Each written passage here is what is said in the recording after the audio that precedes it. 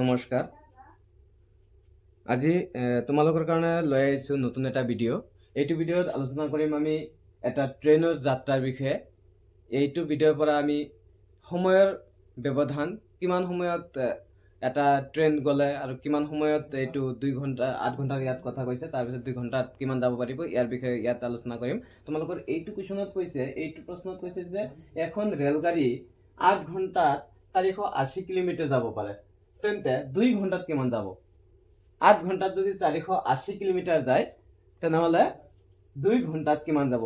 ঠিক তেনেদৰে তোমালোকে আগৰ ভিডিঅ'ত যে পাইছা, যদি এটা বস্তুৰ দাম 7 টকা হয়, তেনেহ'লে 4টা বস্তুৰ দাম কিমান হ'ব? তেনেহ'লে 4 আমি 7ৰ লগত পূৰণ কৰি দিম। ঠিক তেনেদৰে আমি আগত 1 ঘণ্টাত কিমান যায় সেইটো ওলাব লাগিব। তাৰপিছত আমি 2ৰে পূৰণ কৰি দিলে ইয়াৰ সমাধানটো ওলাই আহিব। আমাক দিয়া আছে গিভেন দিয়া আছে, কি দিয়া আছে? 8 ঘণ্টাত যায়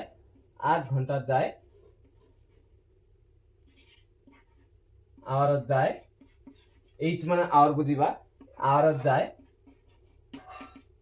480 কিলোমিটাৰ। তেনেহ'লে 1 ঘণ্টাত যাব, 1 আৱাৰত যাব,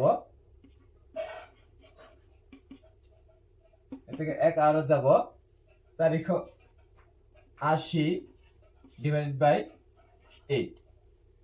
এইটো আমি সমাধান কৰি কি পাম? 8 6 গুণে 48, শূন্য থাকিল, 60 কিলোমিটাৰ যাব 1 ঘণ্টাত। 1 ঘণ্টাত যাব 60 কিলোমিটাৰ। তেনেহ'লে 2 ঘণ্টাত, গতিকে 2 ঘণ্টাত যাব, গতিকে 2 ঘণ্টাত যাব পাৰিব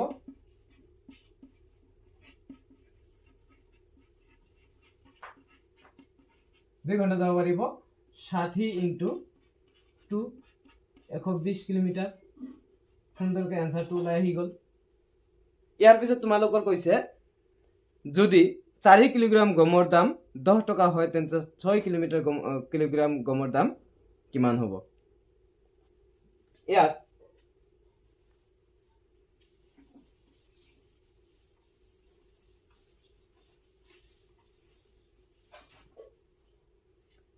4 কিলোগ্ৰাম গমৰ দামৰ কথা কৈছে 10 টকা, 10 rupees 10। 4 kilogram 4 KG equal to 10 টকা দিব লাগে। 4 কেজি গমৰ দাম যদি গম কিনা হয়, তেনেহ'লে 10 টকা দিব লাগে। তেনেহ'লে 1 কেজি কিনিবলৈ আমি কিমান টকা দিব লাগিব? 1 কেজি কিনিবলৈ আমি কিমান টকা দিব লাগিব?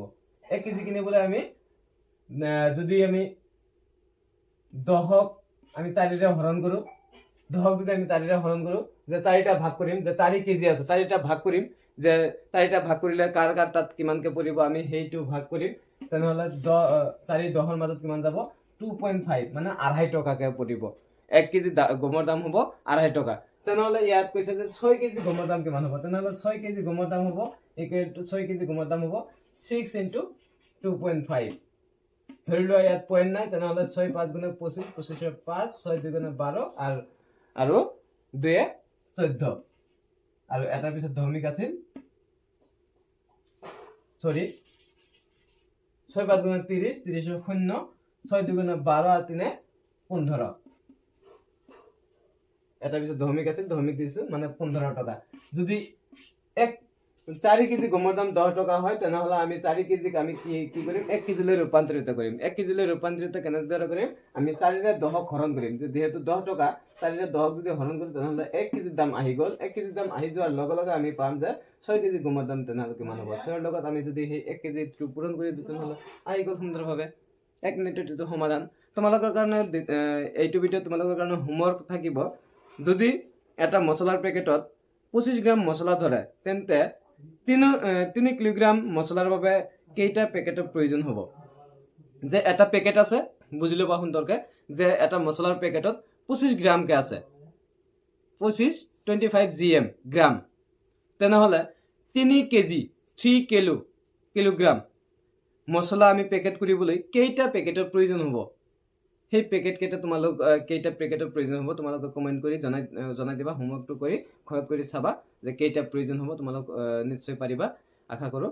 আৰু নতুন নতুন ভিডিঅ' পাবলৈ তোমালোকে কেনেকুৱা ধৰণৰ কুৱেশ্যন তোমালোকে নোৱাৰা, তোমালোকে কমেণ্টত লিখি দিবা। সুন্দৰ সুন্দৰকৈ লিখি দিবা মই যাতে সেইবিলাক চাই যাতে বুজি পাই তোমালোকে কুৱেশ্যনৰ এনচাৰবিলাক দিব পাৰোঁ। আশা কৰোঁ ইমানখিনিয়ে বুজি পাইছা। আজিৰ কাৰণে ইমানখিনি আছিল। নিজৰ যত্ন ৰাখিবা। ঠাণ্ডা দিন আহি গ'ল, তোমালোকৰ যত্ন ৰাখি নিজে পঢ়িবা অলপ। ধন্যবাদ।